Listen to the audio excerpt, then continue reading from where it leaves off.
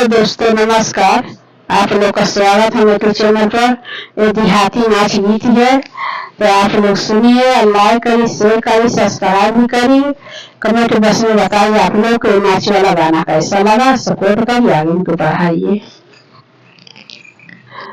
नैहर में नाही तना को लगाता हमार मन पिया, गहने में ले जा तू गवन हो। नैहर में नाही तना को मन लागत बा हमार पिया, गहन में तू ही ले जा गवन हो। नाही बाट सासु हो नाही ससुर, नाही बाट सासु हो नाही ससुर, नाही बाट छोटा देवर हो, नाही बाट छोटा देवर हो। नैहर में तनको नहीं लागत बा हमार पिया, गहन में ले जाहो गवनावा। नैहर में नाही तनको लागत बा हमार मन पिया, गहन में ले जाहो गवनावा।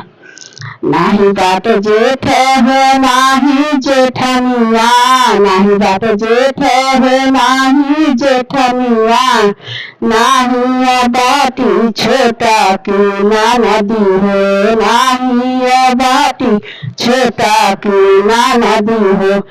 नैहर में तनको नहीं लागत बा हमार मन पिया, गहने में ले जाहो गवनावा।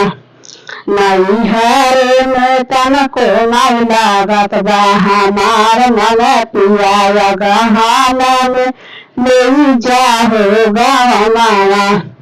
पंडित बोलाई के दिनवा सुधारा, पंडित बोलाई के लगन सुधारा।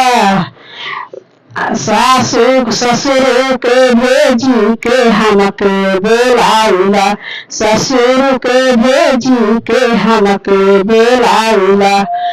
नैहर में तनको नहीं लागत बा हमार मन पिया, गहने में तू ही बोलाइला। नैहर में नाही तनको लागत बा हमार मन पिया, गहना में तू ही हमके बोलाइला।